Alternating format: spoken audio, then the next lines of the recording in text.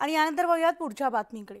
भाजपचे प्रदेशाध्यक्ष चंद्रशेखर बावनकुळे यांच्या मातोश्रींचं निधन झाल्यामुळे सांत्वन भेटीसाठी पंकजा मुंडे त्यांच्या घरी गेल्या होत्या। या भेटीनंतर त्यांनी पत्रकारांशी संवाद साधला।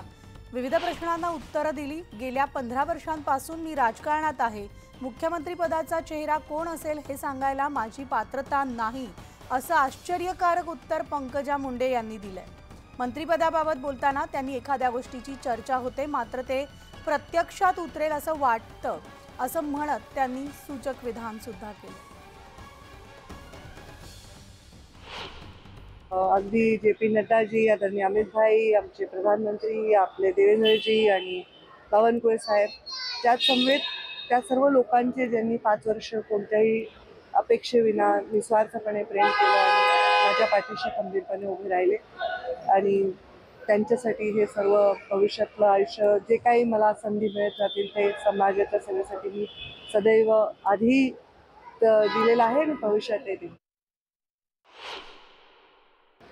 आता बघू, उद्या कळेल काय होणार आहे। उद्या विड्रॉल आहे।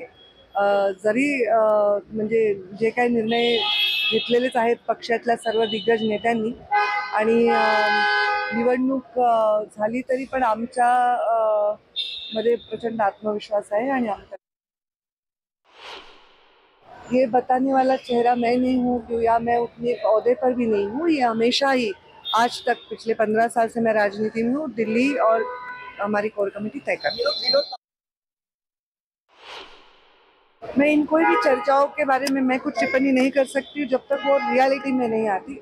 ऐसे कई परिषद इसके बारे में कुछ बोलना मैच्योर और प्रीमैच्योर होगा। परिषदेच्या निवडणुकीनंतर मंत्रीपद पुरवतात। हे पहा, आता कुठल्याही गोष्टीनंतर काहीतरी असतंच पुढे, तर चर्चा होतच असते। आता मी म्हटलंय आणि वेळोवेळी हेच म्हटलंय, अनेक वर्ष झाले हेच म्हणते।